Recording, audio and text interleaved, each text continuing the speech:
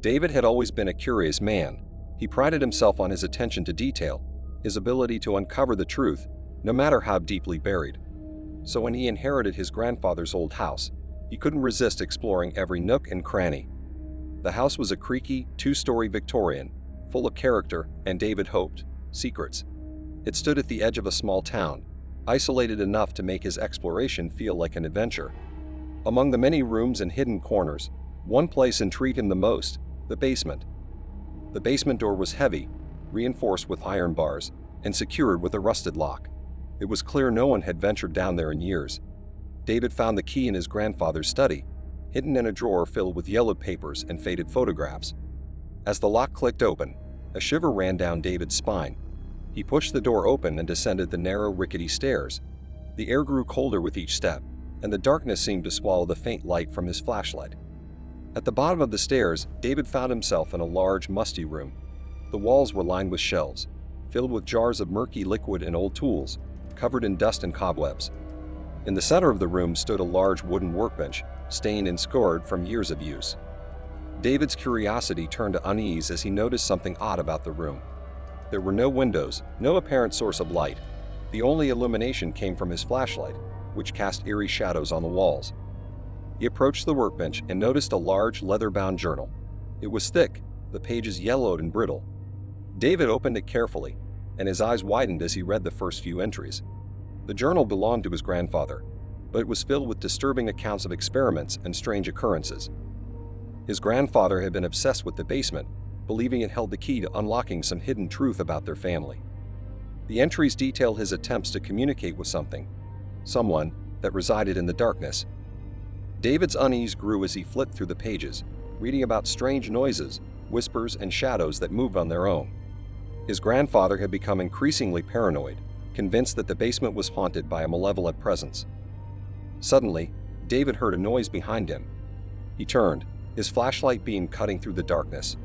The room was empty, but he couldn't shake the feeling that he wasn't alone. He continued reading, his hands trembling slightly. The last entry was dated a week before his grandfather's death. It was hastily scrawled, almost illegible. It spoke of a breakthrough, a way to finally confront whatever was lurking in the basement. The entry ended abruptly, as if his grandfather had been interrupted. David's heart pounded in his chest as he set the journal down. He knew he should leave, but something compelled him to stay to uncover the truth. He moved to the back of the room, where an old metal door stood ajar. He hesitated, then pushed the door open. The room beyond was even darker, the air colder. His flashlight flickered as he stepped inside. The door slammed shut behind him, plunging him into complete darkness. David's breath quickened. He fumbled for the flashlight, but it slipped from his grasp, clattering to the floor. He heard footsteps, soft and deliberate, approaching from the darkness. Panic set in as he realized he had no way out. A cold hand touched his shoulder, and he spun around, but there was no one there. The footsteps grew louder, closer. David backed away, his mind racing. He remembered his grandfather's journal, the warnings, the descriptions of the malevolent presence. The footsteps stopped, and for a moment, there was silence. Then a voice, low and whispering, echoed through the darkness. "David," it said, "you shouldn't have come here." David's blood ran cold. He knew he was trapped, alone in the dark, with whatever haunted his grandfather. The voice grew louder, more insistent, and he felt a cold breath on his neck. He turned, desperate to find an escape, but there was only darkness. The last thing David saw was a pair of glowing eyes, watching him from the shadows, before everything went black. David woke up with a start, drenched in cold sweat.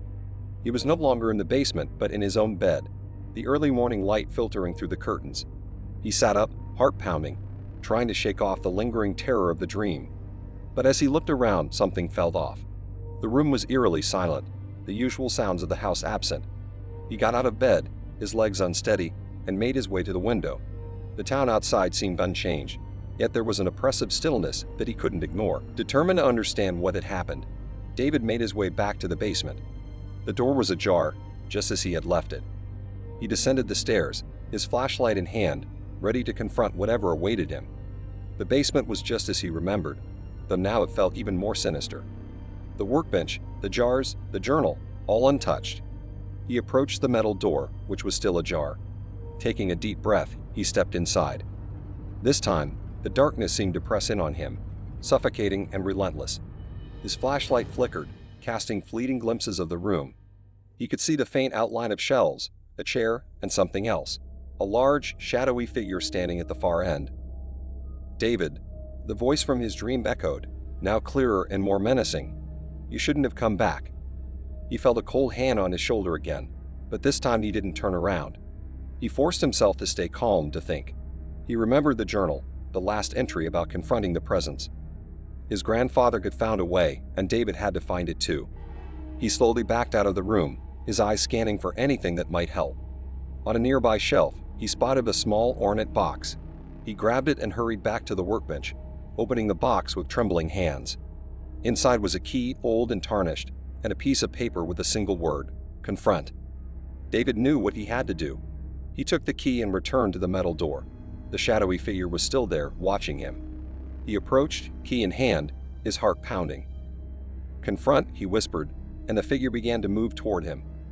David stood his ground, raising the key. As the figure drew closer, he felt a surge of cold, a chill that cut to his core. The figure stopped just inches away, its eyes glowing with a malevolent light. David felt an overwhelming sense of dread, but he didn't look away. He held the key out as if offering it. The figure reached out, its hand closing around the key. For a moment, everything was silent. Then the figure began to dissolve, its form dissipating into the darkness. The key grew warm in David's hand, and the oppressive atmosphere lifted. David found himself standing alone in the room, the figure gone. He felt a strange mix of relief and sorrow, as if a weight had been lifted but a mystery remained unsolved. He returned to the workbench, where the journal lay open. The final pages were now clear, the scrawl transformed into legible text. His grandfather had written about a confrontation, about facing one's fears to banish the darkness. It was a test of courage, a rite of passage. David closed the journal and left the basement, locking the door behind him. As he emerged into the daylight, he felt a renewed sense of purpose. The house, the basement, the legacy of his grandfather, all were part of a larger mystery that he was determined to unravel. He knew that the darkness would always be there, lurking in the shadows, but he had faced it and survived. And with that knowledge, he felt ready to confront whatever else the house had in store. Shane had lived in the old house for almost a year before he discovered the basement.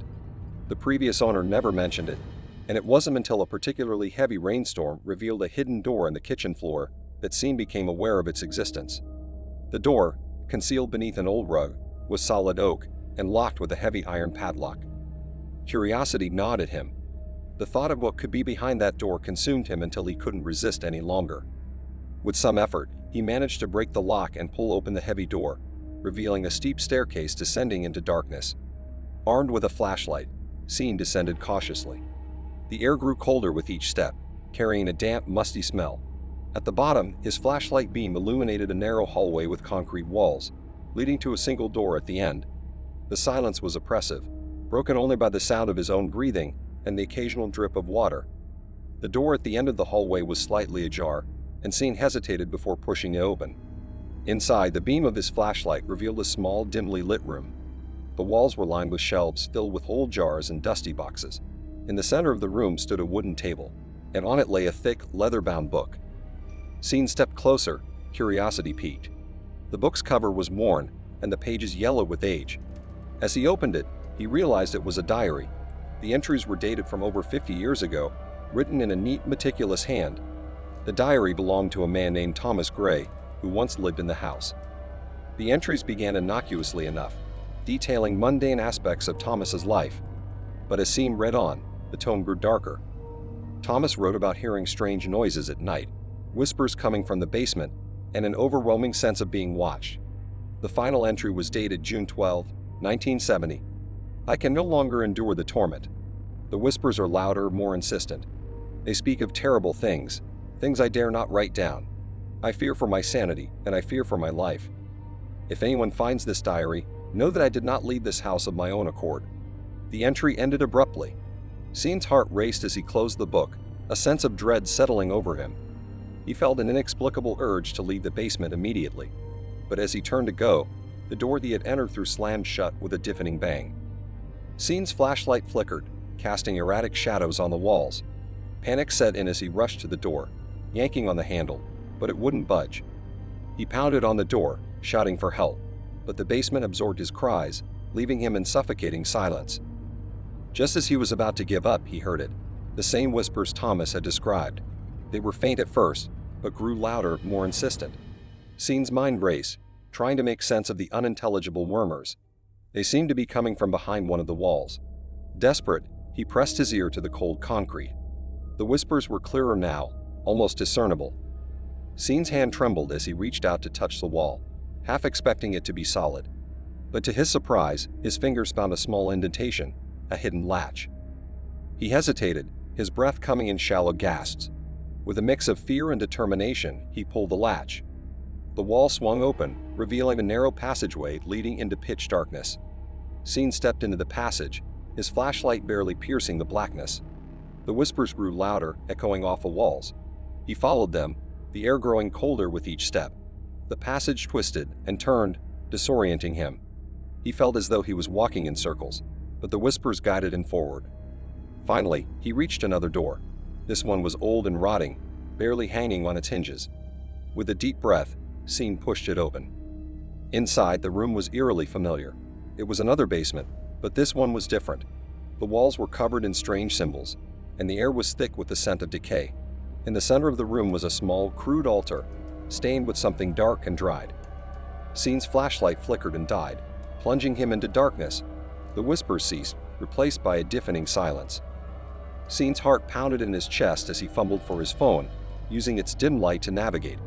He had to get out. He turned to leave, but the passageway was gone, replaced by solid concrete. Panic gripped him. He was trapped. In the darkness, he heard a low, guttural laugh, followed by the sound of footsteps approaching. Scene backed against the wall, his phone slipping from his hand and shattering on the floor. He was alone, with no way out, and whatever was in the darkness was getting closer. His only option was to confront it. Gathering what little courage he had left, Scene called out, "Who's there?" The footsteps stopped, and for a moment, there was silence. Then a voice whispered in his ear, sending chills down his spine. "Welcome home, Scene." Scene's blood ran cold as the whisper echoed in the darkness. He pressed himself against the wall, his mind racing. The footsteps resumed, slow and deliberate, coming ever closer. Desperation clawed at his throat as he tried to make sense of the situation. How did they know his name? He fumbled for something, anything, to defend himself with. His fingers brushed against a loose stone on the floor. He picked it up, the rough edges biting into his palm, and braced himself. The footsteps stopped just a few feet away, and seemed to feel a presence looming over him, unseen in the darkness.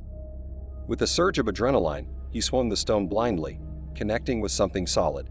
A low growl of pain followed, and Scene seized the opportunity. He dashed toward where he thought the door had been, his hands outstretched, praying for an escape.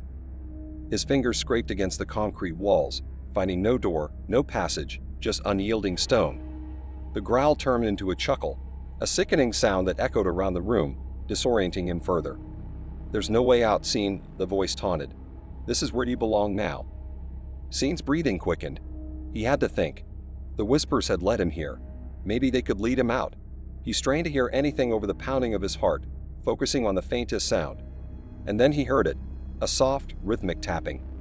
It was barely audible, but it was there, coming from the far corner of the room.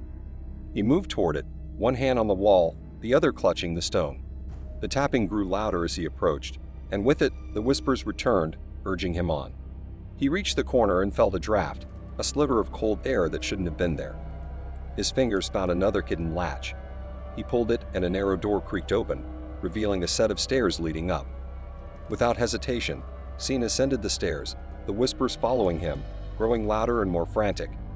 He reached the top and pushed open another door, stumbling into the main floor of the house.